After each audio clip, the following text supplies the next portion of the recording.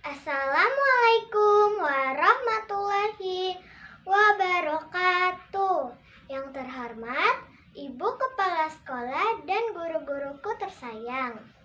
Halo teman-teman, apa kabar? Semoga kalian semua dalam keadaan sehat walafiat ya. Amin. Pada kesempatan ini, kami tim Storytelling SDN Pekayon 03 akan menceritakan peristiwa Isra Mi'raj. Jangan kemana-mana ya, saksikan kami terus dan simak ceritanya.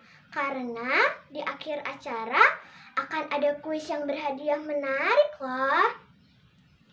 Isra Mi'raj. Kira-kira teman-teman tahu tidak apa itu Isra Mi'raj?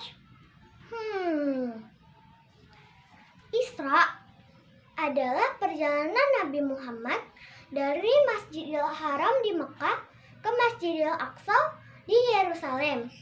Sedangkan Mi'raj adalah perjalanan Nabi Muhammad dari Masjidil Aqsa ke Sidratul Muntaha di langit ketujuh. Jadi, Isra Mi'raj adalah perjalanan Nabi Muhammad atas perintah Allah yang ditempuh dalam waktu semalam. Tepatnya di tanggal 27 Rajab. Subhanallah, perjalanan yang berkilometer itu hanya ditempuh semalam, teman-teman. Sungguh besar kekuasaanmu ya Allah. Pasti kalian heran kan? Nabi menggunakan kendaraan apa sih sehingga bisa cepat begitu? Apa pesawat jet? Apa kereta api? Atau bis? Yuk simak terus ceritanya yang akan dilanjutkan oleh adik kita, Salsabila dari kelas 2. Monggo Adek Salsa. Terima kasih Kakak Gendis. Cerita selanjutnya, Sidratul Muntaha menjadi akhir perjalanan Nabi Muhammad SAW untuk menerima perintah Allah Subhanahu wa Ta'ala. Perintahnya yaitu sholat 5 waktu dalam sehari semalam.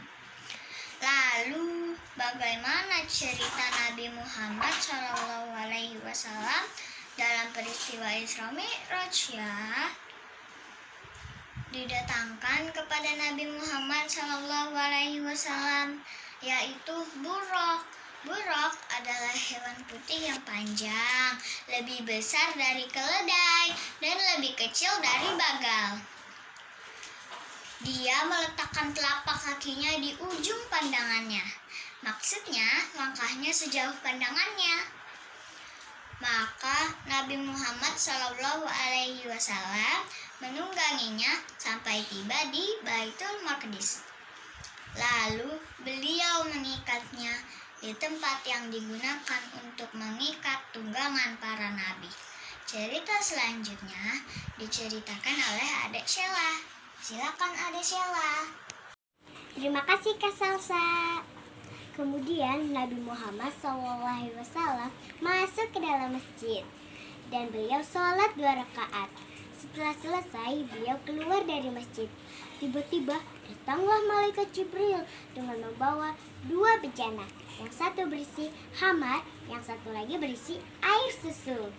Kemudian malaikat Jibril meminta kepada Nabi Muhammad untuk memilih salah satu dari bejana itu. Akhirnya Nabi Muhammad memilih bejana yang berisi air susu. Jibril pun berkata, "Engkau telah memilih yang sesuai fitrah." Cerita selanjutnya akan dibawakan oleh Kakak Syafika. Silakan Kakak. Terima kasih Adik Sheila. Di dalam perjalanan Nabi Muhammad SAW bertemu nabi-nabi pada setiap langit sampai langit ketujuh, teman-teman.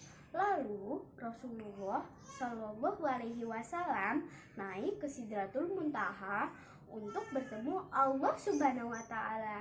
Di sana Allah memerintahkan umat Nabi Muhammad SAW untuk melaksanakan sholat fardu sebanyak 50 kali, teman-teman, dalam sehari semalam loh. Wah, banyak sekali ya sholat fardu 5 waktu saja masih ada yang malas.